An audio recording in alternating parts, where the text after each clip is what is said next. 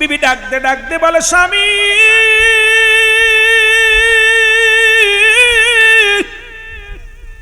জীবনে কোনোদিন দামি একটা কাপড় চাই নাই, জীবনে ভালো খাবার চাই না রে স্বামী, জীবনে কোনোদিন আপনার কাছে কিচ্ছু দাবি করি নাই, ছোট্ট একটা দাবি করবো, আশাটা পুরা করবেন আপনি আমার স্বামী, আপনিও একটু আমার সুযোগ করে দিবেন, আমিও যেন 5 ওয়াক্ত সালাত সময় মতো আদায় করতে পারি, কারণ আমিও নবীর সঙ্গে আপনার সঙ্গে জান্নাতে যেতে চাই। কিয়ামতের ময়দানে যেদিন হাবিবের হাত ধরে আপনি জান্নাতের দিকে রওনা হয়ে যাবেন, আমি আপনার অর্ধাঙ্গিনী রে, আমাকে আপনি ফেলে যাবেন না, আমাকেও সঙ্গে নিয়ে যাবেন, আমিও যেন নবীজির সঙ্গে জান্নাতে যেতে পারি। জোরে বলেন মারহাবা। দেখছেন নি কত আদর্শবান বিবি। এই জন্য 5টা গুণের গুণান্বিত নারী ছাড়া বিয়ে করা যাবে না। 5 গুণে সর্বনিম্ন 3টা গুণ লাগবে। 3টা গুণের গুণান্বিত নারী সর্বনিম্ন দরকার। এই 3টা গুণ যদি থাকে তাহলে বিয়ে করলে এই স্ত্রী আপনার প্রতি অনুগত হবে, মদিনাওয়ালার প্রেমে থাকবে, আল্লাহর গোলাম হবে। মারহাবা বলেন না, আর একটু জোরে বলেন না। আমার যুবক বন্ধুরা, আমার নবীজি ইমাম, মুসল্লি হলো নবীর সাহাবীরা। প্রতিনিয়ত নবী নামাজ শেষ করে সালাম ফিরে দোয়া করে, সাহাবীদেরকে নিয়ে আলোচনা করে। নবীজি দেখে আব্দুল্লাহ আনসারীকে দেখা যায় না, প্রতিদিন আসে কিন্তু চলে যায়। সালাম ফিরানোর সঙ্গে সঙ্গে আব্দুল্লাহ আনসারী দৌড়ায়া বাড়ির দিকে চলে যায়। রাসূল ডাকতে বলেন, আমার সাহাবীরা রে, ও আমার সাহাবীরা তোমরা শোনো, আমার আব্দুল্লাহ আনসারী কি হয়েছে দেখি আসতে, কিন্তু আর দেখি না, সালাম ফিরা তার আর দেখতে পাই না। সাহাবীরা বলে, হুজুর নিশ্চিত আনসারী দুনিয়ার কোন ঝামেলার মধ্যে পড়েছে, না হয় দুনিয়ার কোন প্রেমে পড়েছে, এই কারণে নবী গো সালাম ফিরা দৌড়ায় বাড়িতে চলে যায়। নবী বলে, খবর দাও, তোমার ভাইয়ের বিরুদ্ধে অভিযোগ করো না, আমি নবী নিজেই যাব আনসারীর বাড়ি। জোরে বলেন মারহাবা। রাসূলুল্লাহ নিজে চলে গেছে, সালাম দেয় যে আসসালামু আলাইকুম আলাল বাইত, আসসালামু আলাইকুম আলাল বাইত। 3বার সালাম দিলেন নবীজি, সালামের জবাব পাইলেন না।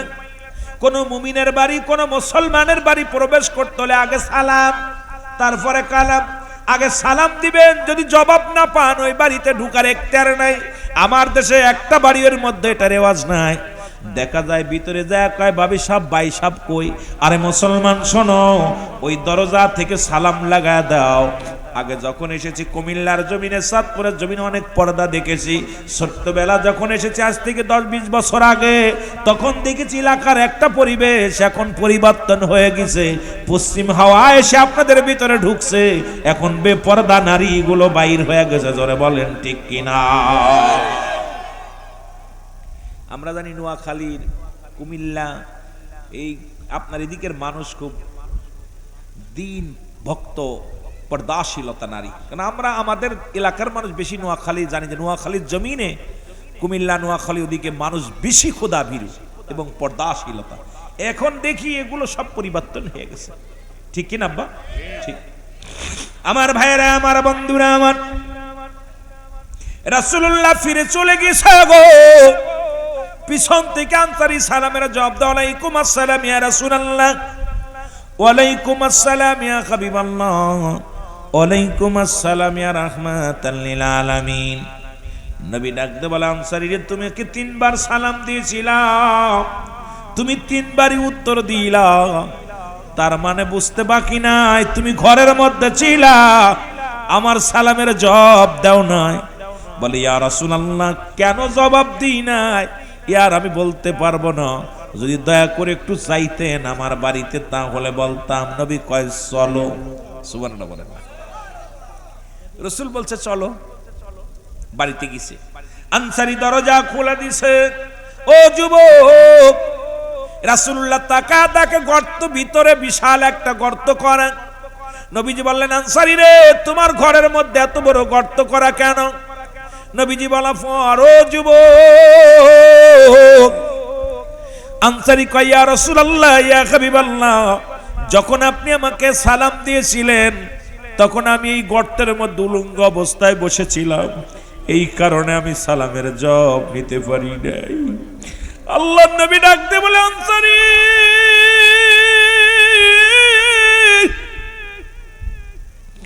ও আনসারী রে, তুমি কি শুনাইলা? বলে ইয়া রাসূলুল্লাহ ইয়া হাবিবাল্লাহ, নবী গো, যখন মসজিদে আযান পড়ে যায় আমি আনসারী পাগলের মতো ছুটে জামাতে চলে যাই। নবী গো, আমাদের স্বামী স্ত্রী মিলা কাপড় হলো মাত্র একখানা। নবী গো, আমি যখন নামাজে যাই আমার বিবি উলঙ্গ অবস্থায় বসে থাকে গর্তের মধ্যে। আমি নামাজ শেষ করে আবার যখন বাড়িতে আসি কাপড়খানা খুলে আমার বিবিরে দিই, আমার বিবি পড়িয়া নামাজে দাঁড়ায় যায়। ইয়া রাসূলুল্লাহ ইয়া হাবিবাল্লাহ, কারণ আমার বিবি যখন নামাজে ছিল তখন আপনি আসছেন, আমি উলঙ্গ অবস্থায় বসে থাকার কারণে আপনার সালামের জবাব দিতে পারি নাই। আমার নবী ডাক দিয়ে কাঁদতে, কি শোনাইলা? বলে ইয়া রাসূলুল্লাহ, আমার বিবি যখন আমি বাড়ি এসে বললাম 5 ওয়াক্ত সালাত 5 ওয়াক্ত নামাজ সময় মতো কোনো ব্যক্তি যদি আদায় করতে পারে আল্লাহর নবী তার হাত ধরে জান্নাতে নিয়ে যাবে। এই কথা শোনা পরে আমার বিবি আমার দাবি করেছিল, হাত ধরে স্বামী রে, আমিও যেন 5 ওয়াক্ত নামাজ 5 ওয়াক্ত সালাত সময় মতো ওয়াক্ত মতো আদায় করতে পারি। এই কারণে নবী গো, একটা কাপড় আমাদের দুজন মিলে স্বামী স্ত্রী ব্যবহার করি। আমি এত গরিব মানুষ নবী গো, দ্বিতীয় কাপড় কেনার আমার সম্বল নাই। ইয়া রাসূলুল্লাহ ইয়া হাবিবাল্লাহ, নবী গো, আমার নবী কানসারী আয় আয় আয়, আমি নবী কথা দিলাম রে, আমি নবী কথা দিলাম তোদের স্বামী স্ত্রী দুজনকে আমি নবী হাত ধরে জান্নাতে নিয়ে যাব। ধরে বলেন মারহাবা। এর আনসারী গরিব মানুষ, এক টুকরা কাপড়। আপনাদের এলাকার মধ্যে এমন কোন গরিব নাই যে ভ্যান চালায়, যে রিক্সা চালায়, যে মানুষের বাড়ি বাড়ি চেয়ে খায়। খবর নিয়ে দেখবেন তারও 2-4টে কাপড় আছে, এরপরও যদি নামাজ ছেড়ে দেয় রব্বে কারিমের কাছে কি জবাব দিবেন? নবীর সাহাবীরা যদি স্বামী স্ত্রী মিলে এক কাপড়ে নামাজ আদায় করতে পারে, আপনি আমি এত কাপড় থাকা পরে যদি নামাজ ছুটে যায়, আল্লাহর কসম রব্বে কারিম আমারে আপনারে ছাড়বে না, জাহান্নাম হবে ঠিকানা। জোরে বলেন ঠিক কিনা? জোরে জোরে চিল্লায় বলা যাবে না ঠিক কিনা? নাম্বার পেয়েছিল নামাজ, 2 নাম্বার পেয়েছিল নবীর কাছে তার উম্মতগণ। আজকে কেউ কারোর ভালোবাসি না, নবীর উম্মত বলে দাবি করি নামাজেও যত্নবান নয়, নবীর উম্মত বলে দাবি করি মিথ্যা মামলা দিই মানুষের নামে, নবীর উম্মত বলে দাবি করি হিংসাপানা করি আমার অন্য ভাইয়ের সঙ্গে, নবীর উম্মত বলে দাবি করি পরের বউ নিয়ে ভেগে যায়, নবীর উম্মত বলে দাবি করি সুদ আর ঘুষ খায়, নবীর উম্মত বলে দাবি করি নবীর চরিত্র আমাদের মধ্যে নাই।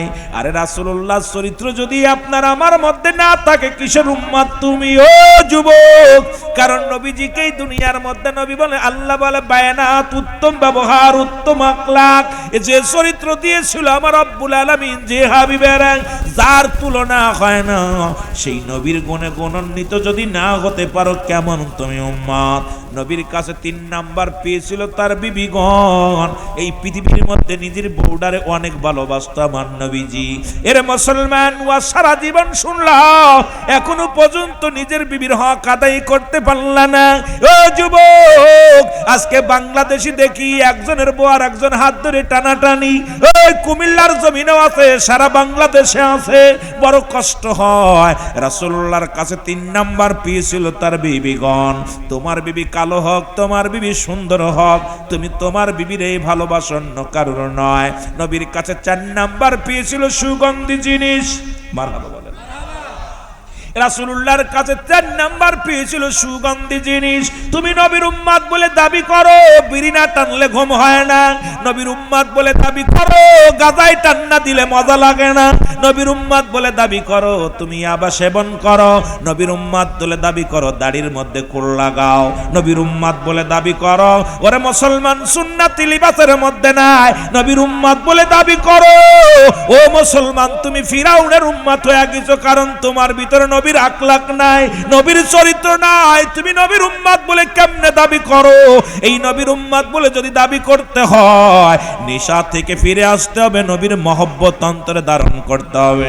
নবী কয় হায়াতি খায়রুল লাকুম, আমার নবী কয় উম্মতিরা গো, এই দুনিয়ার মধ্যে আমি আগমন করলাম আমার উম্মতের কল্যাণের জন্য, আমার উম্মতের সঙ্গে কথাবার্তা বললাম। আজকে সেই নবীর গুণাগুণ যদি ভুলে যায়, আজকে যদি সেই নবীর গুণাগুণ ভুলিয়া আবু জাহেলের চরিত্র যদি আমার মধ্যে আসে, আবু লাহাবের চরিত্র যদি আমার মধ্যে আসে, কেমনে নবীর উম্মত বলে দাঁড়াইব কাল হাসরের ময়দানে? রাসূল বলে হায়াতি খায়রুল লাকুম, আমার হায়াতের জিন্দেগিটা আমার উম্মতের জন্য কল্যাণ শুরু, কারণ আমার উম্মতের সঙ্গে চলাফেরা করেছি গো, আমার উম্মতের সঙ্গে কথাবার্তা বলেছি, আমার উম্মতেরা যেমন ঘর সংসার করে আমি এমনি করেছি, কারণ আমার উম্মতের জন্য আমি নবী হলাম দিক নির্দেশনা। আবার নবী আমি বিদায় হয়ে গেছি, আমার নবী বলে ওয়াফাতি খায়রুল লাকুম, আমার নবী কয় উম্মতিরা রে, আমি নবী দুনিয়া থেকে বিদায় নিলাম গো। আমার নবী বলে উম্মতিরা রে, আমি নবী বিদায় হয়ে গেলাম, এটা আমার উম্মতির কল্যাণের জন্য, কারণ উম্মতিরা রে আমি নবী বিদায় হলাম একটাই কারণ, আমার উম্মতের জন্য। আল্লাহর রাব্বুল আলামিনের হাবিব মায়াতি খায়রুল লাকুম, নবী কা উম্মতিরা রে, এই দুনিয়া থেকে বিদায় নিলাম, পৃথিবীর মধ্যে যদি কোন উম্মত ভালো কর্ম করে গো, আমি নবী সঙ্গে সঙ্গে আল্লাহর দরবারে আমি প্রশংসা করি আমার উম্মতের হইয়া। আবার যদি কোন উম্মত গুনাহের কাজ করে, সঙ্গে সঙ্গে আমি নবী ইস্তেগফার করি আমার আল্লাহর দরবারে, আল্লাহ অমুক গ্রামে অমুক ব্যক্তি গুনাহ করেছে, মাফ করে দাও। এই নবীজির ভালোবাসার, এই নবীর গুণে গুণান্বিত হওয়ার দরকার আছে কিনা? মদিনা যাইতে পারলাম দেখতে পারলাম না মদিনা। ভাই ভাষা বোঝা যায় না? কষ্ট হচ্ছে? এক দেশের গালি এক দেশের বলি, আস্তে আস্তে।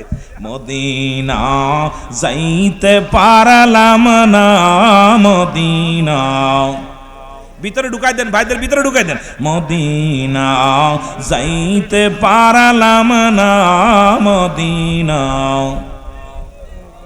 লামনা, আমি অসহায় তাই এত দূরে রই, বলো অসহায় তাই এত দূরে রই, দূর থেকে সালাম জানাই, বলো দূর থেকে মদিনা যাইতে পারলাম না মদিনা না মদিনা যাইতে পারলাম না মদিনা। মদিনার নাম কত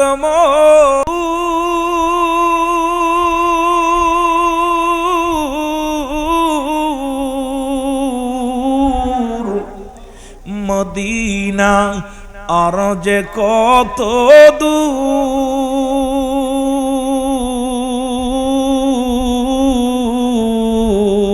ওই মদিনার পথের ধুলি, ওই মদিনার পথের ধুলি মাখতে পারলাম না মদিনা।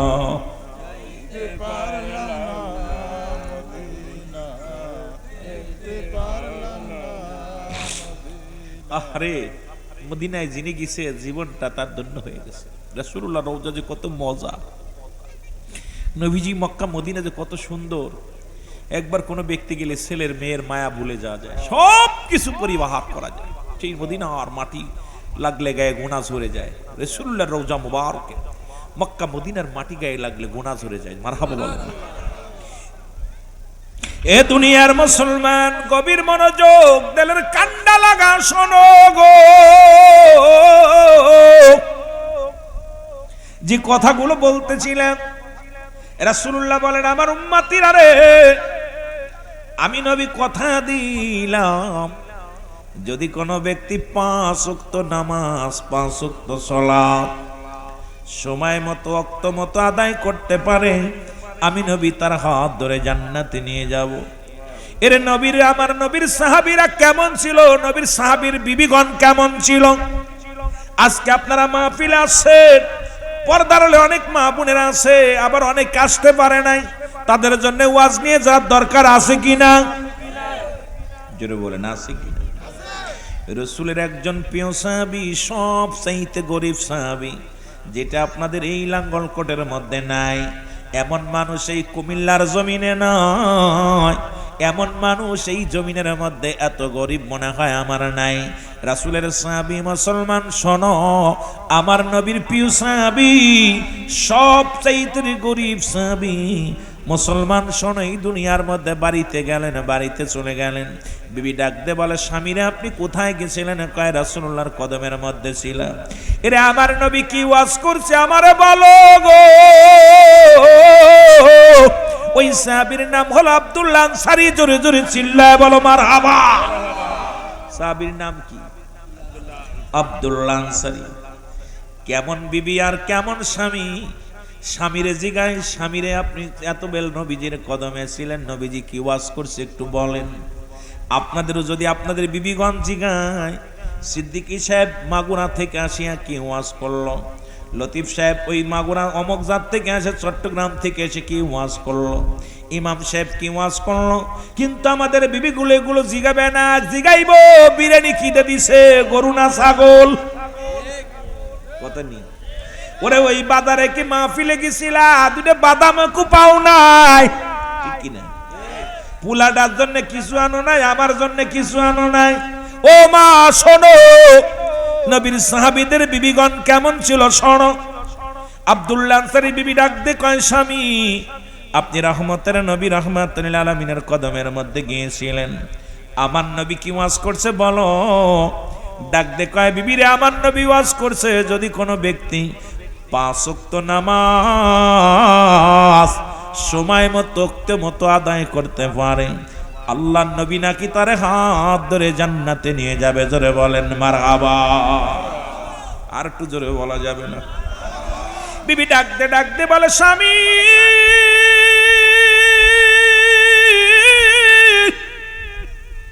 জীবনে কোনদিন দামি একটা কাপড় চাই নাই, জীবনে ভালো খাবার চাই না রে স্বামী,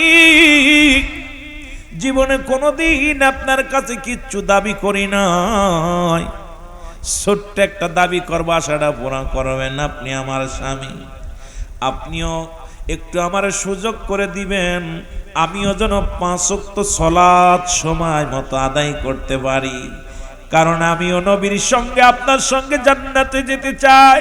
কিয়ামতের ময়দানে যেদিন হাবিবের হাত ধরে আপনি জান্নাতের দিকে রওনা হয়ে যাবেন, আমি আপনার অর্ধাঙ্গিনী রে, আমাকে আপনি ফেলে যাবেন না, আমাকেও সঙ্গে নিয়ে যাবেন, আমিও যেন নবীজির সঙ্গে জান্নাতে যেতে পারি। জোরে বলেন মারহাবা। দেখছেন নি কত আদর্শবান বিবি। এই জন্য 5টা গুণের গুণান্বিত নারী ছাড়া বিয়ে করা যাবে না। 5 গুণে সর্বনিম্ন 3টা গুণ লাগবে। 3টা গুণের গুণান্বিত নারী সর্বনিম্ন দরকার। এই 3টা গুণ যদি থাকে, তাহলে বিয়ে করলে এই স্ত্রী আপনার প্রতি অনুগত হবে, মদিনাওয়ালার প্রেমে থাকবে, আল্লাহর গোলাম হবে। মারহাবা বলেন না? আর একটু জোরে বলেন না? আমার যুবক বন্ধুরা, আমার নবীজি ইমাম, মুসল্লি হলো নবীর সাহাবীরা। প্রতিনিয়ত নবী নামাজ শেষ করে সালাম ফিরে দোয়া করে, সাহাবীদেরকে নিয়ে আলোচনা করে। নবীজি দেখে আব্দুল্লাহ আনসারীকে দেখা যায় না, প্রতিদিন আসে কিন্তু চলে যায়। সালাম ফিরানোর সঙ্গে সঙ্গে আব্দুল্লাহ আনসারী দৌড়ায়া বাড়ির দিকে চলে যায়। রাসূল ডাকতে বলেন, আমার সাহাবীরা রে, ও আমার সাহাবীরা তোমরা শোনো, আমার আব্দুল্লাহ আনসারী কি হয়েছে দেখি আসতে, কিন্তু আর দেখি না। সালাম ফিরা তার আর দেখতে পাই না। সাহাবীরা বলে হুজুর নিশ্চিত আনসারী দুনিয়ার কোন ঝামেলার মধ্যে পড়েছে, না হয় দুনিয়ার কোন প্রেমে পড়েছে, এই কারণে নবী গো সালাম ফিরা দৌড়ায় বাড়িতে চলে যায়। নবী বলে খবরদার খবরদার, তোমার ভাইয়ের বিরুদ্ধে অভিযোগ করো না, আমি নবী নিজেই যাব আনসারীর বাড়ি। জোরে বলেন মারহাবা। রাসূলুল্লাহ নিজে চলে গেছে, সালাম দেয় যে আসসালামু আলাইকুম আলাল বাইত, আসসালামু আলাইকুম আলাল বাইত। তিনবার সালাম দিলেন নবীজি, সালামের জবাব পাইলেন না। কোন মুমিনের বাড়ি, কোন মুসলমানের বাড়ি প্রবেশ করতে হলে আগে সালাম, তারপরে কালাম। আগে সালাম দিবেন, যদি জবাব না পান ওই বাড়িতে ঢুকার এখতিয়ার নাই। আমার দেশে একটা বাড়ির মধ্যে এটা রেওয়াজ নাই। দেখা যায় ভিতরে যায় কয় ভাবি সাহেব ভাই সাহেব কই, আরে মুসলমান শোনো, ওই দরজা থেকে সালাম লাগায় দাও। আগে যখন এসেছি কুমিল্লার জমিনে, চাঁদপুরের জমিনে অনেক পর্দা দেখেছি। ছোট্টবেলা যখন এসেছি আজ থেকে 10-20 বছর আগে, তখন দেখেছি এলাকার একটা পরিবেশ, এখন পরিবর্তন হয়ে গেছে। পশ্চিম হাওয়া এসে আপনাদের ভিতরে ঢুকছে, এখন বেপর্দা নারী গুলো বাইর হয়ে গেছে। জোরে বলেন ঠিক কিনা? আমরা জানি নোয়াখালীর, কুমিল্লা, এই আপনার এদিকের মানুষ খুব দিন ভক্ত, পর্দাশীলতা নারী। কারণ আমরা আমাদের এলাকার মানুষ বেশি নোয়াখালী জানি যে নোয়াখালীর জমিনে, কুমিল্লা নোয়াখালী ওদিকে মানুষ বেশি খোদা ভীরু এবং পর্দাশীলতা। এখন দেখি এগুলো সব পরিবর্তন হয়ে গেছে, ঠিক কিনা আব্বা? ঠিক। আমার ভাইয়েরা, আমার বন্ধুরা, আমার রাসূলুল্লাহ ফিরে চলে গেছে গো। পিছন থেকে আনসারী সালামের জবাব দাও, আলাইকুম আসসালাম ইয়া রাসূলুল্লাহ, ওয়ালাইকুম আসসালাম ইয়া হাবিবাল্লাহ, ওয়ালাইকুম আসসালাম ইয়া রাহমাতাল লিল আলামিন। নবী ডাকতে বলে আনসারী রে, তুমি কি 3 বার সালাম দিয়েছিলা, তুমি 3 বারই উত্তর দিলা, তার মানে বুঝতে বাকি নাই তুমি ঘরের মধ্যে ছিলা, আমার সালামের জবাব দাও নাই। বলে ইয়া রাসূলুল্লাহ কেন জবাব দিই নাই? ইয়ার আমি বলতে পারবো না, যদি দয়া করে একটু চাইতেন আমার বাড়িতে তাহলে বলতাম। নবী কয় চলো। সুবহানাল্লাহ বলেন। রাসূল বলছে চলো। বাড়িতে গেছে, আনসারী দরজা খুলে দিছে। ও যুবক, রাসূলুল্লাহ তাকে গর্ত, ভিতরে বিশাল একটা গর্ত করা। নবীজি বললেন আনসারী রে, তোমার ঘরের মধ্যে এত বড় গর্ত করা কেন? নবীজি বলা পর, ও যুবক, আনসারী কয় ইয়া রাসূলুল্লাহ ইয়া হাবিবাল্লাহ, যখন আপনি আমাকে সালাম দিয়েছিলেন তখন আমি এই গর্তের মধ্যে উলঙ্গ অবস্থায় বসেছিলাম, এই কারণে আমি সালামের জবাব নিতে পারি নাই। আল্লাহর নবী ডাকতে বলে আনসারী,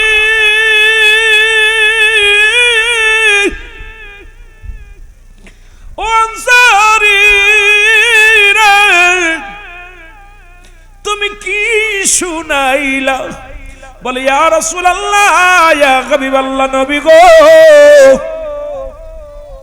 যখন মসজিদে আযান পড়ে যায় আমি আনসারী পাগলের মতো ছুটে জামাতে চলে যাই। নবী গো, আমাদের স্বামী স্ত্রী মিলা কাপড় হলো মাত্র একখানা।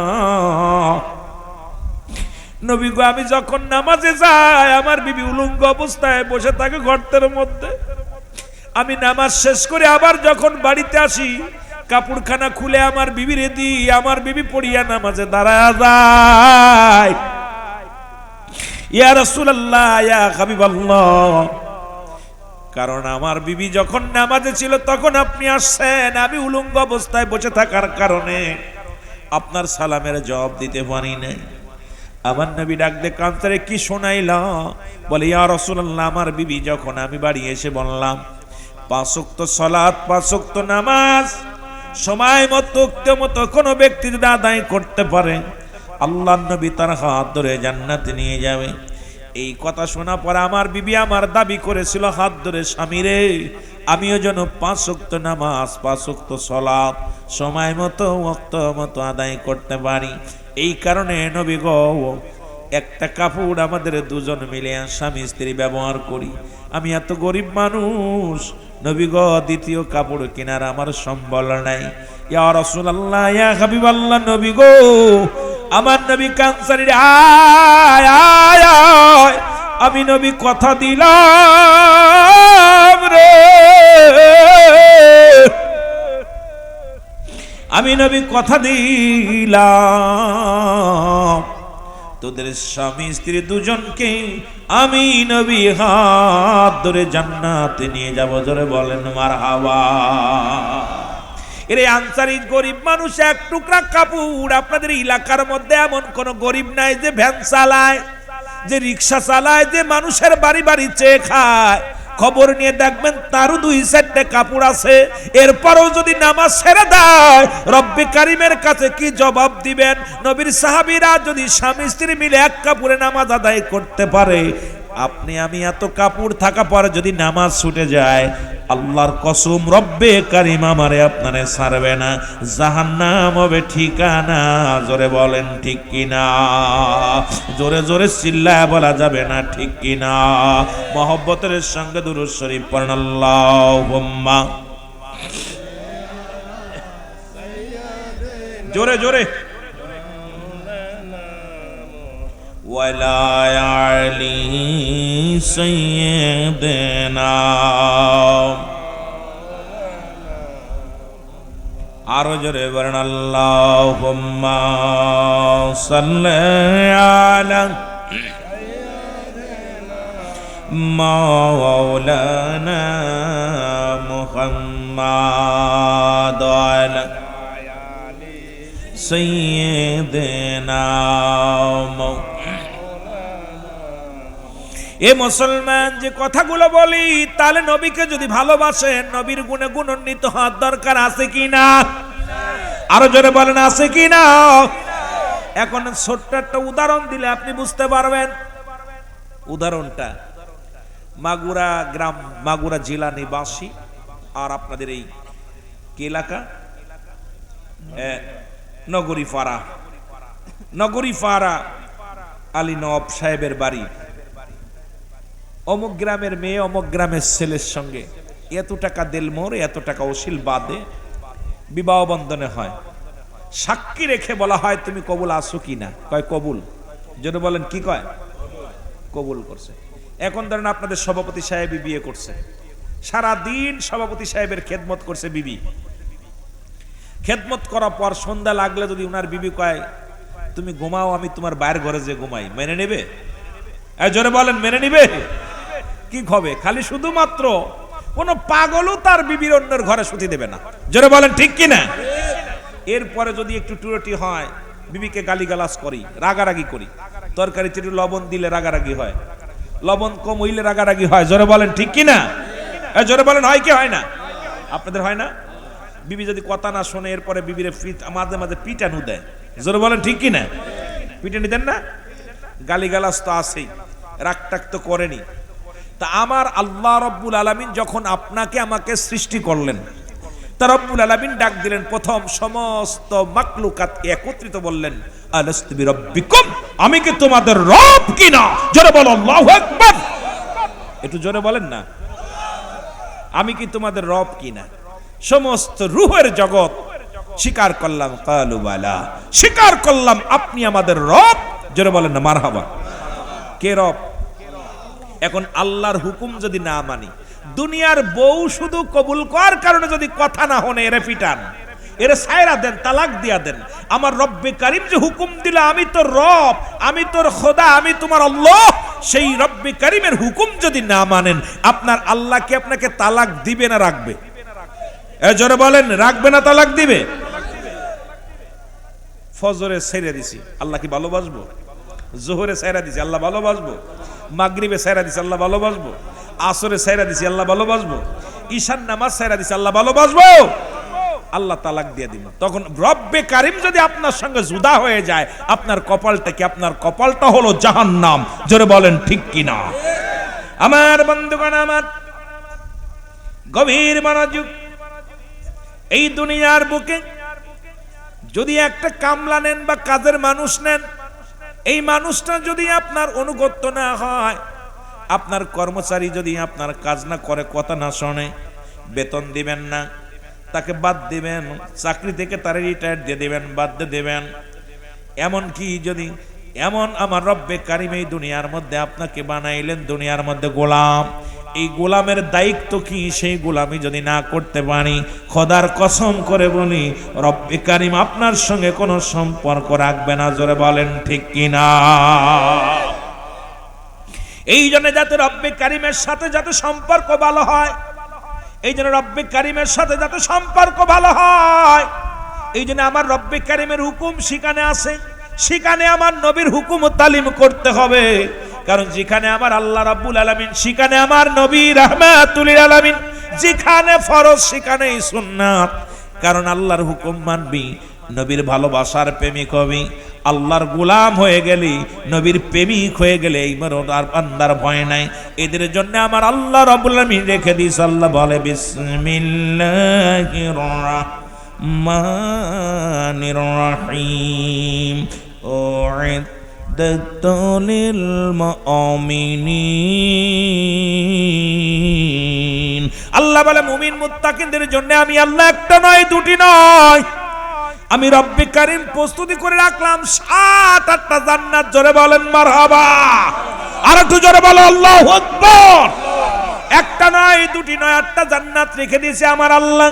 কিন্তু মুনাফিকরা মানবে না, এই জন্য আল্লাহ কমিনান নাস, মানুষের মধ্যে মাকুল, তারা বলবেন আমান্না, তারা ঈমান আনছে বিল্লাহি, আল্লাহর প্রতি, অবিলা মিলা আখিরাতের প্রতি বিশ্বাস স্থাপন করছে। ওমা হুম বিমা মিনিন।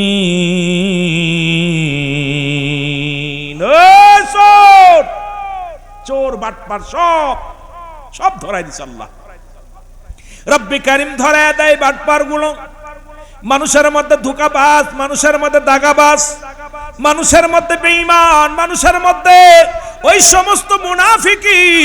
এই জন্য রব্বে কারিম বলে এদের জন্য আমি রেখে দিলাম একটা নয় দুটি নয়। রব্বে কারিম ডাক দে বলো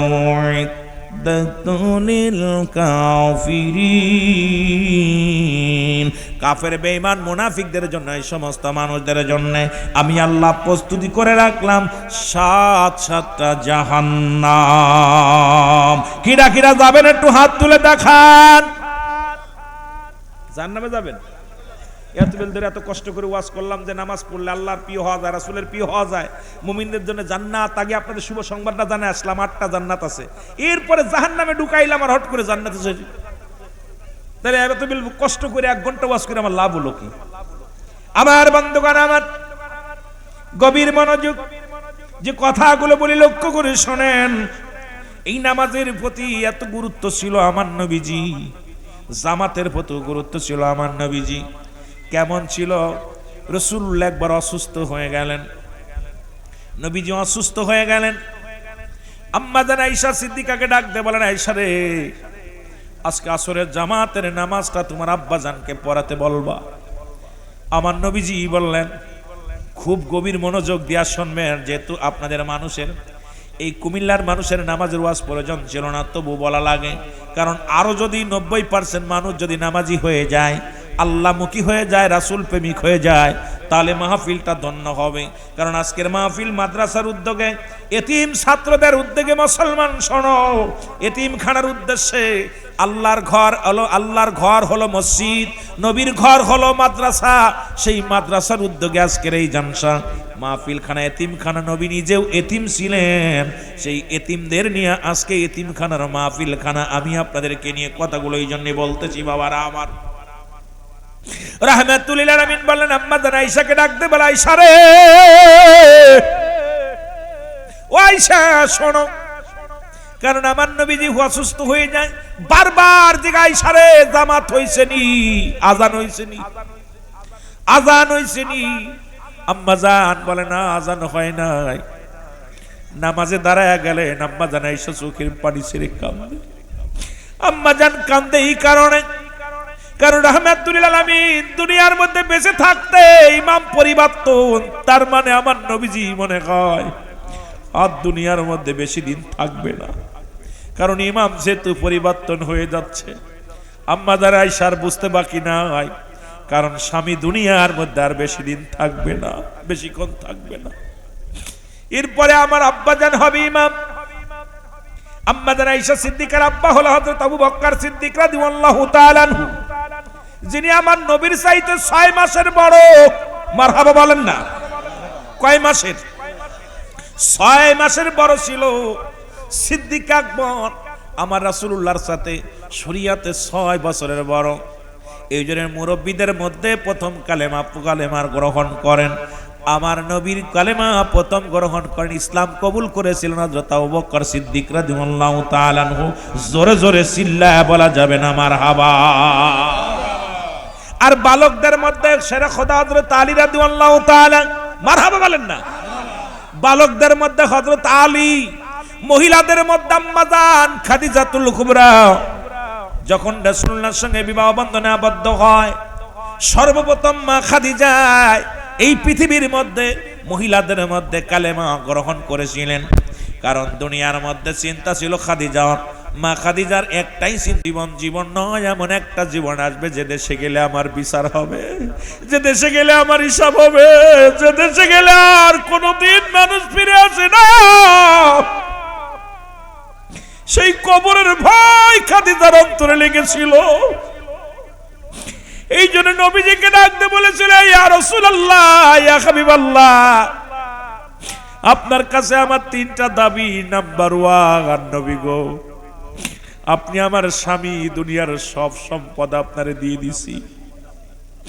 দুনিয়াতে আমি সব সম্পদ সব কিছু দিয়ে দিলাম, বিনিময়ে 3টা জিনিস আমি খাদিজা চাই। নাম্বার 1, আমি যেদিন মারা যাব, ইয়া রাসূলুল্লাহ, ইয়া হাবিবাল্লাহ, আপনার ওই চাদর মুবারক যেটা দিয়ে আপনার হাত পা মুছায়া দিতাম, আপনি ওযু করতেন, ওযুর পানিগুলো মুছায়া দিতাম, এই চাদর মুবারকের ভিতরে, রুমাল মুবারকের ভিতরে আমার নবীর দেহের ঘাম মুবারক লেগে আছে, আমার নবীজির পানি মুবারক লেগে আছে রে। এই কাপড় টুকরা আমারে দিয়ে দিবা। মা খাদিজা বলা পর নবীজি বলেন, খাদিজা রে, তুমি আমার দুঃখের দিনের খাদিজা। এখন তো আল্লাহ আমাকে অনেক সম্পদ দিয়েছে, সবকিছু দিয়েছে। কারণ নবীজিকে আল্লাহ বলেন, ওমা আরসালনাকা ইল্লা রাহমাতাল লিল আলামিন। তামাম পৃথিবীর রহমত আমার নবীর ভিতরে, জোরে বলা যাবে না মারহাবা। যারা কয় আমার নবীর হালাত বুঝতে হবে, নবী মাটি কাটছে, নবী মাটি টানছে, ওয়াজ কিন্তু বাবারা শুনে নিবেন, বড় লোকরা ওয়াজ শোনে না, সাধারণ মানুষ বেশি ওয়াজ শোনে। এই জন্য আমার নবীর ভিতরে সাধারণ সব কিছু ছিল আমার রাসূলুল্লাহর ভিতরে। নবীজি মাটি কাটছে যাতে করে আমার উম্মতিরা যদি কেউ দিন মজুরি হয় কষ্ট না পায়। নবী মাটি টানছে কারণ আমার নবী বকরি চারণ করেছে, পৃথিবীর মধ্যে কেউ যদি রাখাল হয়, কেউ যদি বকরি চড়ায়, কেউ যেন কষ্ট না পায়। আবার আমার নবী দুনিয়ার মধ্যে বাদশাহীর বাদশা ছিলেন। রাসূলুল্লাহ এমন একটা কাপড় গায়ে দিতেন, আমার নবীজির কাপড়খানার দাম তৎকালীন জামানায় 42,000 দিরহাম, যা পৃথিবীর কোন রাজা বাদশা পড়তে পারে না। আবার আমার নবী সিরাযুক্ত তালিযুক্ত কাপড় গায়ে দিছে। উম্মতিরা রে, তোমরা কেউ গরিব হবা, কেউ ধনী হবা। ধনী হলে অহংকার করো না, গরিব হলে কষ্ট পেও না, কারণ সর্বগুণের গুণান্বিত আমি নবী। আমার উম্মতের ভিতরে ধনী গরিব থাকবে, এটা নিয়ে কেউ কষ্ট যেন না পায়, কেউ যেন অহংকার না করে। জোরে বলেন মারহাবা। কারণ নবীর চরিত্রের মধ্যে আলোচনা করলে শুধু মজার আলোচনা এসে যায়, নবীজির সম্মানের মধ্যে ডুব দিলে শুধু মজার আলোচনা এসে যায়। আমার নবীজির কাছে দাবি করলেন, নবী কয়, খাদিজা রে, আমি তোমাকে নতুন কাপড় ফেরাইয়া দিব। তোমার আমি নতুন কাপড় দিয়া তোমারে আমি কি করব? কাফন দিব। মা খাদিজা কয়, ইয়া রাসূলুল্লাহ, ইয়া হাবিবাল্লাহ, নবী গো, আমার নতুন কাপড় প্রয়োজন নাই, কারণ আপনার এই পা মোছা রুমাল মুবারক, আপনার এই রুমাল মুবারক আমি অতি যত্নে রেখে দিছি নবী গো। আজকে আমার নবীজির কথাগুলো বলতে গেলে অনেক কথা আছে, যে আমার মা বোনেরা যারা ওয়াজ শোনো, রাসূলুল্লাহ কয় অনেকগুলো বিয়ে করছে, আমার নবীজি প্রথম বিবাহ করলো মা খাদিজারে, তার বয়স ছিল 40। কত? জোরে বলেন কত? 40 বছর। আর আমার নবীর বয়স ছিল তখন 25। নবীজি বিয়ে করার পিছনে হাকিকতটা হলো, উম্মতিরা রে, তোমাদের বিবি যদি, আমার মা বোনেরা শোনো, তোমাদের স্বামী যদি ছোট হয়, খবরদার খবরদার তারে অবহেলা করো না, তারে সম্মান করো। মা খাদিজা এত সম্মান করতো, আমার নবীরে এত ইজ্জত করত। আমার নবীজি খাদিজা ইন্তেকালের পরে আমার নবীজি চোখের পানি সবসময় ছেড়ে ছেড়ে কাঁদতো। আমার নবী বিয়ে করলো 53 বছর বয়স যখন আম্মা জান আয়েশা সিদ্দিকারে। হাকিকতটা হলো তোমার স্বামী যদি বুড়া হয় খবরদার অসম্মান করো না, স্বামীর প্রতি অনুগত হও। আমার দেশের অনেক মৌলবীরা তাকে নিয়েও কটূক্তি করে, এরা বুঝার অভাব, জ্ঞানের অভাব। কারণ তোমাদের স্বামী যদি বুড়া হয়ে যায়, তোমরা যদি বুড়ো থাকো, অল্প বয়স হয়, খবরদার খবরদার স্বামীর প্রতি অবজ্ঞা করো না, স্বামীর অবহেলা করো না। রাসূল বললেন আমি প্রথম জাহান্নামের মধ্যে গেলাম, দেখলাম অধিকাংশ নারী জাহান্নামী। কোন দিক ওয়াজ মেলা লম্বা হয়ে যাচ্ছে, মরিছি, বিপদে পড়ছি মেলা। আমার নবীজি বলেন জাহান্নামী। আম্মা জান আয়েশা বলে ইয়া রাসূলুল্লাহ, ইয়া হাবিবাল্লাহ, কারণ কি? নবী বলেন আয়েশা রে, ওই জাহান্নামের ভিতরে স্বামীর লানতকারী মহিলারা বেশি জাহান্নামী। আম্মা জান আয়েশা বলে হুজুর লানত কাকে বলে? আমার নবীজি বলে আয়েশা রে শোনো, যে সমস্ত নারীরা স্বামীকে গালি দেয়, স্বামীর অভিশাপ দেয়, স্বামীর প্রতি তারা কর্তব্য দায়িত্ব পালন করে না, এই সমস্ত নারীগুলো জাহান্নামী। জোরে জোরে বলো আল্লাহু আকবার। এরা লানতকারী নারী যত বড় ইমাম হোক, লানতকারী মহিলা যত বড় বার হজ করুক না কেন, স্বামীর লানতকারী মহিলা জাহান্নামী, জাহান্নামী। জোরে বলো আল্লাহু আকবার। এখন আমার দেশের ভাইয়েরা শুনে নাও, ভালো করে দিলের কান্ডা লাগায় শোনো। এখন আমার নবীজির হাকিকতটা বুঝাইতে যায়, আমার উম্মতির এই হাকিকতটা যে বললাম হায়াতি খায়রুন লাকুম, ওরে প্রথম যে হাদিসখানা টান দিছি বাবা শোনো। এই কথাগুলো বলতে গেলে অনেক লম্বা আলোচনা চলে আসে, কারণ আমার নবীজি এই দুনিয়ার মধ্যে দুইটা জিনিস বুঝাইছে মেয়েদেরকে। মেয়েরা শোনো, তোমার স্বামী যদি বুড়া হয়, তোমার স্বামী যদি বুড়া হয়, তাকে সম্মান করো, তাজিম করো। খবরদার খবরদার তাদের অবহেলা করো না, তাদেরকে অসম্মান করো না। আমার দেশে অনেক নারী যদি দেখতে ভালো হয়, স্বামী চেহারা খারাপ হয়, অবহেলা করে। আমার দেশে স্বামী যদি একটু বুড়া হয়, এরা স্বামীর সঙ্গে কোথাও যেতেও চায় না। আমার দেশের মা বোনেরা শোনো, সাজুগুজু করে নিজের ইয়ং বানাতে চায়, কারণ স্বামীর প্রতি অবজ্ঞা করে। খোদার কসম, খোদার কসম, তোমাদের স্বামী হবে মাস্টার ইবলিস। কিয়ামতের ময়দানে ওই স্বামী তোমার কোনো কাজে লাগবে না, মাস্টার ইবলিসের সঙ্গে তোমার জাহান্নাম। আমার ভাইরা, আমার বন্ধুরা, আমার মা খাদিজা বলি ইয়া রাসূলুল্লাহ, ইয়া হাবিবাল্লাহ, নামাজের কথা বলতে যা কোনে চলে গেছে, ওয়াজ দেখছেন নি, মনে রাখবেন বাবা, যেন ভুলে না যায়। ভুলে গেলে আপনাদের কষ্ট হবে। নবীজি বললেন আয়েশা রে, খাদিজা রে, আমি তোমার নতুন কাপড়। বলে না, রাখবে না। দ্বিতীয় দাবি আমার, নবী গো, ইয়া রাসূলুল্লাহ, ইয়া হাবিবাল্লাহ, যখন কবরটা খনন করবেন, ওই কবরের মধ্যে একটু গোড় দিবেন, কবরটার ভিতরে আপনার হাত মোবারক লাগাইবেন, পা মোবারক লাগাইবেন, কারণ ওই কবর বড় ভয়ঙ্কর। মানুষের দ্বিতীয় বিপদ হলো কবর।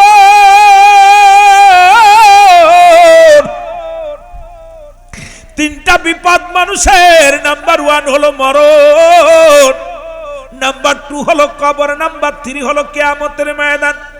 আম্মা জান খাদিজাতুল কুবরা বলে ইয়া রাসূলুল্লাহ, ইয়া হাবিবাল্লাহ, আমার দ্বিতীয় ঘাঁটি হলো কবর। ওই কবরে আমি কেমনে সওয়াল জবাব দিব? আল্লাহ নবী গো, একটু দয়া করে আমার কবরের ভিতরে গোট দিবেন, যাতে করে ওই মুনকার নেকির সওয়ালের জবাব আমি খাদিজার কাছে সহজ হয়ে যায়। জোরে বলেন মারহাবা। তৃতীয় নাম্বার দাবি, নবী গো, সবাই যখন চলে যাবে আমার দাফন করে আপনি যাবেন না। আরে নবী গো, সবাই যখন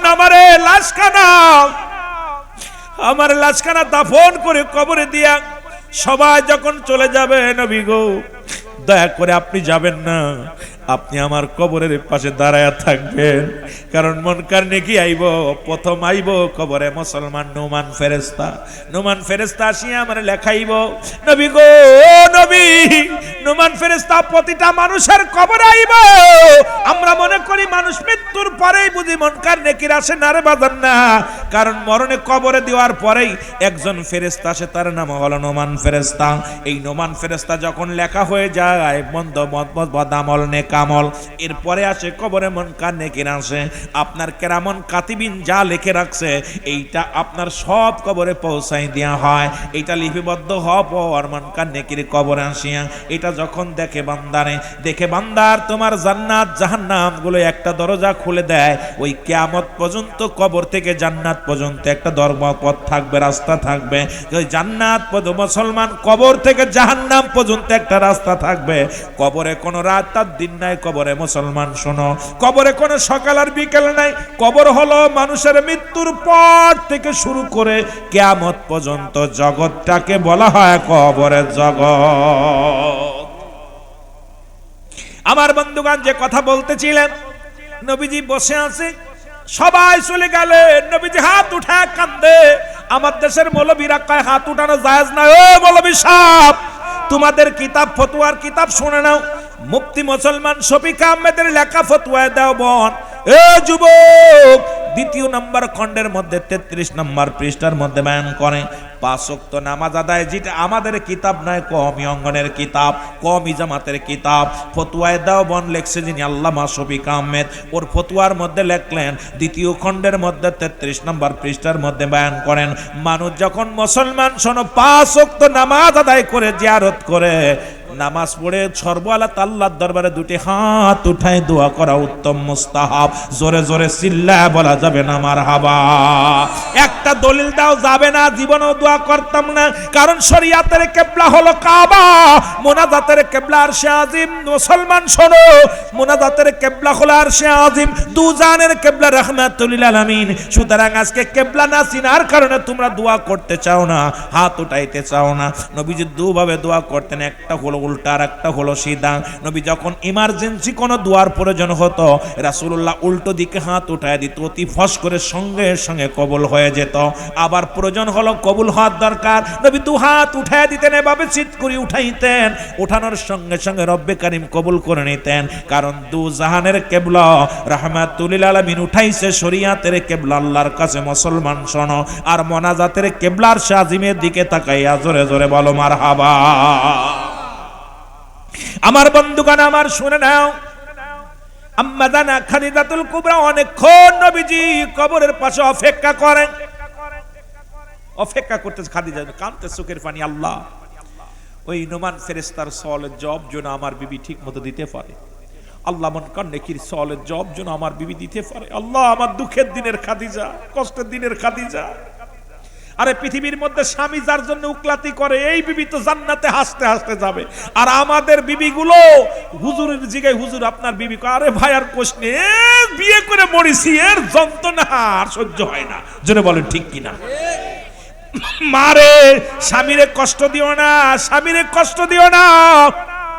ও যুবক, এই জন্য বলতেছিলাম 5টা গুণের নারীর দরকার, মনে রাখবেন। শেষে যদি সময় পাই বলে যাব, যদি সময় হয়।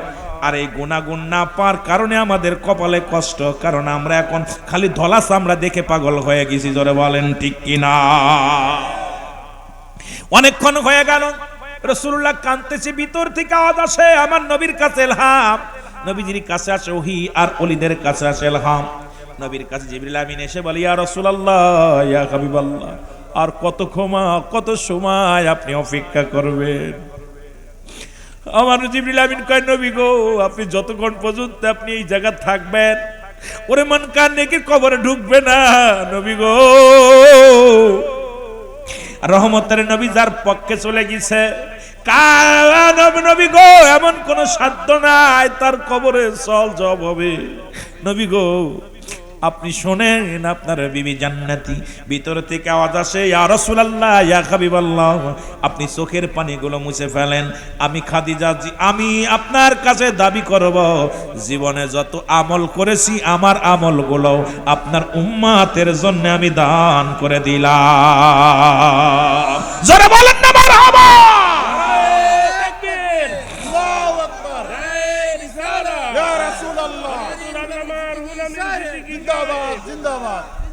আমার ভাইরা, আমার বন্ধুরা, আমার আপনি উম্মতের জন্য কাঁদেন, উম্মত আপনার তরানোর জন্য আপনি দুনিয়ায় কত কষ্ট করলেন। ইয়া রাসূলুল্লাহ, ইয়া হাবিবাল্লাহ, আমি খাদিজার জন্য আর চোখের পানি ফেলবেন না, কারণ আমারও আমলগুলো আপনার উম্মতের দিয়ে দিলেন। রাসূল কত ভালোবাসতো উম্মতিরে। বাবারা আমার, শোনো, যে কথা আমি বলতে গেছিলাম শুরু থেকে বাবারা আমার খেয়াল করবেন। আমার বন্ধুগণ, আমার রাসূল পাক সাল্লাল্লাহু আলাইহি সাল্লাম এই নামাজ, ও মুসলমান শুনে নাও, শুনে নাও, মনে আসেনি? জামাতের কথা বলতেছিলাম, মনে আসেনি? জোরে বলেন, মনে আছে? এরে মুসলমান, যে কথা বলতে যা মেলা লম্বা দূরে চলে গিয়েছিলাম, আবার যদি সময় পায় যাব। আমার মুসলমান, জামাত নাজান হয়ে গেল। আজানের পর হযরত আবু বকর সিদ্দিক রাদিয়াল্লাহু তাআলা নামাজের ইমামতি করলেন। জোরে জোরে বলেন মারহাবা। নামাজ আদায় করতেছে, রাসূলুল্লাহর হুঁশ ফিরে ফেলেন। নবীজি কায়সারে জামাত হইছে নি? ইয়া রাসূলুল্লাহ, ইয়া হাবিবাল্লাহ, এই মাত্র মুসল্লিরা জামাতে দাঁড়াইছে। সুবহানাল্লাহ বলেন না? আমার নবীজি বলে, আয়েশারে তাড়াতাড়ি আমার মাথাটা উঁচু করো। নবীজি মাথা উঁচু করলেন, নবীজির মাথা উঁচু করলেন আম্মা জান আয়েশা সিদ্দিকা। এবার আমার নবীজি বলে, আয়েশারে জানালার পাশের কাপড়টা সরায় দাও। জানালার পাশের কাপড়টা সরায় দিলেন। মারহাবা বলো না? আর একটু জোরে বলো মারহাবা। জানালার কাপড়টা সরায় দিলেন। রাসূলুল্লাহ দু চোখ দিয়া প্রাণ ভরে দেখতে লাগলেন সাহাবীরা নামাজে নামাজ আদায় করে। আর হযরত আবু বকর সিদ্দিক রাদিয়াল্লাহু তাআলা উনি ওই ইমামতি করতেছে জামাতের। নবীজি ফেলফেলায় ছোট মানুষের মতো চোখের পানি ছেড়ে কাঁদতে লাগলেন। আম্মা জান আয়েশা কান্দে আর চিন্তা করে, আল্লাহ, আমার স্বামী বুঝি আজকে কষ্ট পাইছে, কারণ বেঁচে থাকতে আমার আব্বাজান ইমাম। একে হলো আমার আব্বাজান ইমামতি করে, দুই হলো না জানি স্বামী বিদায় হয়ে যাবে। এই চিন্তায় আম্মাজান আয়েশাও কান্দে, চোখের পানিগুলো মুছে বলে, ইয়া রাসূলুল্লাহ, ইয়া হাবিবাল্লাহ, নবী গো, ও নবী, আপনি কেন কাঁদছেন? ছোট মানুষের মতো আপনি কাঁদছেন। আম্মা জান আয়েশা বলে, ইয়া রাসূলুল্লাহ, ইয়া হাবিবাল্লাহ, আপনি ছোট মানুষের মতো এত কাঁদছেন কেন? আমার নবী বলে, আয়েশা রে, আমার জীবনটা বড় ধন্য, আমি বড় খুশি হয়েছি, এইটা আমার আনন্দের অশ্রু, এটা আমার কষ্টের কোনো কান্না না। এই পৃথিবীর মধ্যে আমি কষ্টের কান্না কান্দি না, যে নামাজের জন্য পৃথিবীর মধ্যে আমি কত কষ্ট করলাম। রাসূলুল্লাহ নামাজের দাওয়াত দিতে যায় যত লাঞ্ছনা, যত কষ্ট সহ্য করেছে। আমার নবীজি শুধু সালাত সালাত সালাত। সত্যের দাওয়াত দেওয়ার কারণে তায়েফের ময়দানে নবীজি রক্ত ঝরিয়েছে, পাথর ছুঁড়ে ছুঁড়ে মারছে রাসূলুল্লাহর গায়ের মধ্যে। বনি সাকিব গোত্রের মানুষের কাছে রাসূল দাওয়াত দিতে গেলেন। কালেমার দাওয়াত দিতে যাইয়া আমার রাসূল বললেন, আমি তোমাদের কাছে এসেছি, আমি অন্য কিছু নিয়ে আসি নাই। তোমরা পড়ো লা ইলাহা, নাই কোনো ইলাহ ইল্লাল্লাহু এক আল্লাহ ছাড়া, মুহাম্মাদুর রাসূলুল্লাহ সাল্লাল্লাহু আলাইহি ওয়াসাল্লাম, আমি আল্লাহর প্রেরিত রাসূল বা বান্দা, মেনে নাও। বনু সাকিব গোত্রের তিনজন বড় বড় নেতা সবাই নবীকে কি করলেন? আমার নবীর দাওয়াত প্রত্যাখ্যান করলেন। ছোট ছোট মাসুম বাচ্চাদের লেলিয়ে দিলেন। আমার নবী বলে, আশহাদু আল্লা ইলাহা ইল্লাল্লাহু ওয়াহদাহু লা শারীকা লাহু ওয়া আশহাদু আন্না মুহাম্মাদান আবদুহু ওয়া রাসূলুহু। জোরে জোরে বলেন আল্লাহু আকবার। বনি সাকিব গোত্রের মানুষগুলো নবীকে অপমানিত করতে লাগলো। আমার নবীর দাওয়াত হলো শুধু কালেমার দাওয়াত, রিসালাতের দাওয়াত। ও মুসলমান, নবুয়াতের দাওয়াত, আল্লাহর দ্বীনের দাওয়াত দিতে যায় রাসূল এত কষ্ট করলেন। সবাই নবীকে ভুল বুঝলেন, ছোট ছোট বাচ্চাদেরকে লেলিয়ে দিলেন নবীজির পাশে, পাথর ছুঁড়ে ছুঁড়ে মারে। আমার নবীর গা দিয়ে রক্ত ঝরে জমিনের মধ্যে। নবীজি ডাকতে বলে, ও বালকেরা রে, তোরা আমার আর মারিস না, আমি পাগল না, আমি নবী পাগল না রে, আমার আর মারিস না। ছেলেরা বলে তোমাকে মারলে বড় আনন্দ পায়, তোমারে মারলে আনন্দ পায়, শান্তি পায়। আমার নবী কয় যদি শান্তি পায়, যদি আনন্দ পাস, আমি তোদের বারণ করব না, তোরা ছোট পাথর মার, বড়গুলো মারিস না, আমার দেহের মধ্যে ক্ষত বিক্ষত হয়ে যায়, আমি সহ্য করতে পারি না। তোরা যদি আনন্দই পাস তাহলে ছোট ছোট পাথরগুলো মার। এত মার খাইলেন শুধু আপনার জন্য, আমার জন্য। ও যুবক, এই পৃথিবীর মধ্যে নিজের চিন্তা কখনো করেন নাই, নিজের চিন্তা কখনো রাসূল মাথায় আনেন নাই। একটা মাত্র চিন্তা ছিল আপনাদের কেমনে নাজাত দেওয়া যায়, আমার উম্মতিরা কেমনে নাজাত পাবে, আমার উম্মতিরা কেমনে ভালো চলবে, আমার উম্মতিরা কেমনে ভালোভাবে জীবন যাপন করবে, আমার উম্মতিরা কেমনে রব্বে কারীমের দরবারে দাঁড়ায়া দণ্ডায়মান যেন না হয়, আমার উম্মতিরা যেন আসামি না হয়, আমার উম্মতিরা যেন রব্বে কারীমের দরবারে বিচারের কাঠগড়ায় না দাঁড়ায়। একটা কারণের জন্য আমার নবী যত কষ্ট করলেন, সেই নবীর ভালোবাসার দরকার আছে কিনা? আর একটু জোরে বলেন আছে কিনা? আমার মনের জল্পনা কল্পনা ভালো যাব আমি সোনার মদিনা। এর নবীর প্রেমে এত জাদু, ডাকিলে মনে হয় মধু, নবীর প্রেমে এত জাদু, ডাকিলে মনে হয় মধু।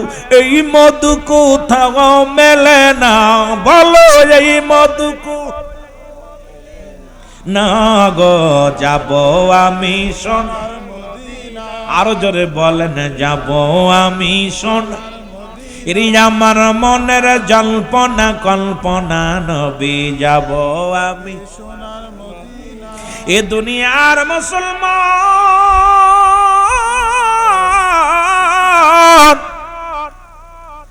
সেই নবীজির প্রেম ভালোবাসা যার অন্তরে যতটুক, তার ঈমান বলতে ততটুক।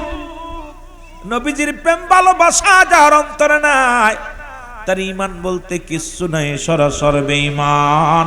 জোরে জোরে চিল্লায় বলা যাবে না মারহাবা। এই জন্য যে কথাগুলো বললাম, সর্বোপরি কথা হলো আমার নবীজি নামাজের জন্য কষ্ট করেছে, নবীজি না জামাতের জন্য কষ্ট করেছে।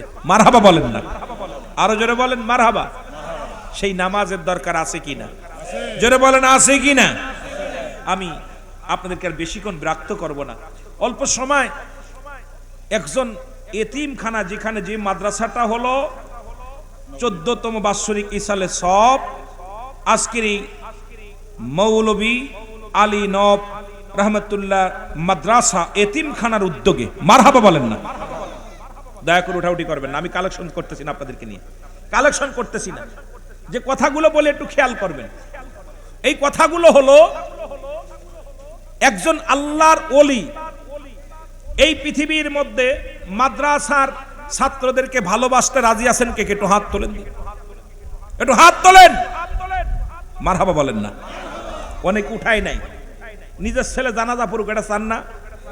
নিজের নাতিপুতি জানাজা পড়ুক, এটা চান কি চান না? আমার ভাইরা, যে কথাগুলো হলো আপনারা দেখছেন ডাকাত বসিরউদ্দিন, আমার একটা ওয়াজ, নাম কি? ডাকাত বসিরউদ্দিন 40 জন ডাকাতির সর্দার ছিলেন। উনি ডাকাতি করতে যায়, প্রতিদিন মানুষের মাল হরণ করে। হঠাৎ একদিন মাদ্রাসার পাশ দিয়ে যাইতেছে ডাকাতি করতে, দেখে একটা জঙ্গলের মধ্যে বয়া একটা বালক কাঁদতেছে, বয়া বয়া একটা এতিম ছেলে কাঁদতেছে। এতিম বালক বলতেছে, কান্না দেখা বসিরউদ্দিনের দিলের ভিতর লাগছে, মায়া লাগছে। ডাকাতির সর্দার বলতেছে, তোমরা একটু দাঁড়াও, আমি দেখে আসি। যায় বলে, বাবা তুমি কাঁদতেছো কেন? বলে, হুজুর আমার আব্বা নাই, আমি এতিম। আজকে এতিমখানার একটা কথা, আলম ইয়াজিদকা ইয়াতীমান। আল্লাহু আকবার বলেন না। আল্লাহ বলে, হাবিব তোমারও এতিম বানাইছি। কথা বুঝেননি? জোরে বলেন না। নবীজিও এতিম ছিল, মারহাবা বলেন। এতিমের দুঃখে এতিম বোঝে। বালকের বলে, বাবা কান্দো কেন? হুজুর আমি কাঁদতেছি, আমার মা নাই, আমার আব্বা নাই। ওই যে মাদ্রাসায় পড়ি, মাদ্রাসায়, ওই মাদ্রাসায় পড়ি। তা বাবা পড়ো, তা এখানে কেন? হুজুর ওই মাদ্রাসায় বড় লোকের ছেলেরাও পড়ে, ধনীর ছেলেরাও পড়ে, মধ্যবিত্ত ফ্যামিলির ছেলেরাও পড়ে। আমি এমন এতিম রে, আমার মা নাই, আমার বাবা নাই, এই জন্যে কান্দি। ওই সকালবেলা ফজরে উঠিয়া ছেলেরা সবক দিব, কিন্তু আমি বাতি ধরানোর মতো আমার কাছে কোনো তেল নাই, এই জন্য পড়ালেখা করতে পারতেছি না, বসে বসে কাঁদতেছি। কারণ আমি সবক দেব, কোরআন পড়বো কেমনে, আমি হুজুরের কাছে পড়া দিব, এই ভয়ে, এই জন্য চিন্তায় কাঁদতেছি। আজকে আমার মা নাই, বাবা নাই, যদি আব্বা থাকতো বাতি কেনার ব্যবস্থা করে দিত, লাইটের ব্যবস্থা করতো, পড়ালেখা করতে পারতাম। আজকে কোরআন পড়তে পারতেছি না বলে ভিতরে বড় কষ্ট, ভিতরে বড় দুঃখ। ডাকাত বসির বলে, বাবা দাঁড়াও। ডাকাতের মনটা সঙ্গে সঙ্গে পরিবর্তন হয়ে গেছে, বলে বাবা দাঁড়াও। দৌড়ায় গেছে বাজারে, বাজারে যায় বলে, দোকানদার দেখে সব দোকান বন্ধ, গভীর রাত্রে। দোকানদারের বাড়ি থেকে ডেকে উঠায় বলছে দোকান খোলো। দোকান খুলে বলে, ভাই বসির আপনি এখানে কেন? বলে দরজা খোলো। বলে কিসের জন্য? আপনি যা চান সব দিব, আমি আপনারে চিনি, আপনি ডাকাত বসিরউদ্দিন। কারণ আপনি তারে ধরেন তারে ছাড়েন না, আপনি জম, আপনারে চিনি। আপনি দোকান খুলতে বলেন কি মাল ধরেন, আপনার বাড়ি দিয়ে আসবো। আমি আজকে মস্তানি করতে আসি না, দরজা খোলো। দরজা খুলে দাও। দরজা খুললেন, খোলা পড়লে এক তেল দাও। তেলটা দিলেন। বলে তেলটা কি করবেন? তেলের দাম কত বলো। বলে হুজুর তার টাকা লাগবে না, আপনার আমি চিনি, আপনি ওই ডাকাতির সর্দার বসির, কারণ আপনার তেলের টাকা দেওয়া লাগবে না। বসির কয় শোনো, 10 মিনিট আগেও যে বসিরের নাম শুনেছো সেই বসির আর এখন নাই, কারণ এখন ডাকাত বসির আমি নয়। তোমার তেলের দাম কত তাড়াতাড়ি বলো। তেলের দামটা দিয়ে আমার মাথায় উঠায় দাও। কয় হুজুর এবার আমার একটু টানতে দেন, তেলটা আমি নিয়ে টেনে দিই। কয় না, আমার বুঝা আমার টানতে দাও। নিয়ে চলে গেলেন। এতিম সন্তানটাকে ডাক দে, বলে বলো, চোখের পানি মুছে ফেলো, এই নাও তেল, এই তেল দিয়া বাতি জ্বালায় কোরআন শরীফ পড়বা, কোরআন তেলাওয়াত করবা। আরে আমি বসির, আর তোমার যত খরচ লাগে সব করব, খাবার টাকা লাগবে, তেল লাগবে, কাপড় লাগবে, আজ থেকে সব দায়িত্ব আমি ডাকাত বসিরউদ্দিন নিয়ে নিব। জোরে বলেন না মারহাবা। এবার বন্ধুরা তো 40 জন ডাকাত বসে আছে বসিরের জন্য। যখন 40 জন ডাকাত বলে হুজুর আপনি এত সময় নষ্ট করলেন, আমরা অপারেশনে যাব, দেরি হয়ে গেল। ডাকাত বসির কয় ভাইরা তোমরা চলে যাও, আমি ওয়াদা করেছি রে, আর জীবনে আমি আর কোনোদিন ডাকাতি করব না। আজকে একটা এতিম সন্তানের চোখের পানি দেখে আমি সহ্য করতে পারি নাই। আরে আমার তো আব্বা ছিল, আমার মাও ছিল, আমি কোরআনকে এত ভালোবাসতে পারি না। ওই এতিম সন্তানটা কোরআন পড়ে, ওর পড়া দেখে আমি পাগল হয়ে গেছি। আমি আর জীবনে কোনোদিন ডাকাতি করব না। তোমরা যাও, তোমরা যার যার যারা দরকার তোমরা তাই করো, আমি আর জীবনে কোনোদিন ডাকাতি করতে যাব না। বন্ধুরা সবাই কয় ডাকাত তুমি এত বড় বদমাইশ মানুষ, বালা হইলা কেমন? আর ধর যা যাবে না, বাড়ি চলে গেছে। বাড়ি চলে গেলেন, ডাক দিছে বিবি। বিবি লাফ মেরে উঠে, ঘুম থেকে লাফ মেরে উঠছে। কয় স্বামীর আপনি যান নাই, ডাকাতি করতে যান নাই? কয় না। ও বিবি আমি আর জীবনে কোনোদিন ডাকাতি করব না। একটা এতিম মাদ্রাসার ছাত্র আমার চোখ খুলে দিছে রে। একটা ছোট্ট মানুষ, এই মানুষটা আল্লাহরে কত ভালোবাসে, আল্লাহর কোরআন পড়ার জন্যে ওই বনের ভিতরে বয়া বয়া কাঁদতেছে। আর আমি অমানুষ, মানুষের মাল হরণ করি, আরে মানুষের মাল হরণ করি, জান মালের হরণ করি। আরে আর ছোট্ট একটা বালক, এই দুনিয়ার মধ্যে তার বাবা নাই, তার মা নাই। এই বালকটা আমার রব্বে কারিমকে কত ভালোবাসে, সে কোরআনের জন্য পাগল, কোরআনের জন্য পাগল। সুতরাং আমি আজ থেকে আর কোনোদিন ডাকাতি করব না। জোরে জোরে চিল্লায়া বলা যাবে না মারহাবা। উনিও ডাকাতি ছেড়ে দিলেন। আর ওই মাদ্রাসার ছাত্র, এতিম ছাত্র, রব্বে কারিমের দরবারে দোয়া করে, রব্বে কারিম জগতে আমার মা নাই, আমার বাবা নাই, আমি এতিম। আল্লাহ যে ব্যক্তি আমার তেলের জেরে আইনা দিল পড়ার জন্য, কোরআন পড়ার জন্য সহযোগিতা করলো, আল্লাহ তুমি তারে এই জগৎ বিখ্যাত একজন আল্লাহর ওলি বানায়া দিও। মারহাবা বলো না। এই ডাকাত বসিরউদ্দিনের জন্য দোয়া করলেন, বালক এতিম সন্তান দোয়া করলেন। বসিরউদ্দিন কয়, বিবি রে, আমার কেন যেন মন ভালো লাগে না, একজন দাস ভালো, একজন ভালো ব্যক্তির কাছে যাওয়া লাগবে। বিবি কয়, স্বামীরে দেরি করেন না, সকাল হয়ে গেল। সকালবেলা চলে গেলেন কুতুবউদ্দিন বখতিয়ার কাকির দরবারে চলে গেলেন। কুতুবউদ্দিন বখতিয়ার কাকির দরবারে যায় বায়াত গ্রহণ করলেন। আর ওই বালকটা কোরআনের হাফেজ হলো, লেখাপড়া শিখিয়া প্রতিনিয়ত ওই যে ব্যক্তি দান করলো তার জন্য দোয়া করলেন। দোয়া করার ওসিলায় রব্বে কারীম তৎকালীন জামানার মধ্যে ডাকাত বসিরউদ্দিনকে জগৎ বিখ্যাত আল্লাহর ওলি বানায়া দিছে। জোরে বলেন মারহাবা। ডাকাতির সর্দার থেকে হয়ে গেলেন জগৎ বিখ্যাত একজন আল্লাহ।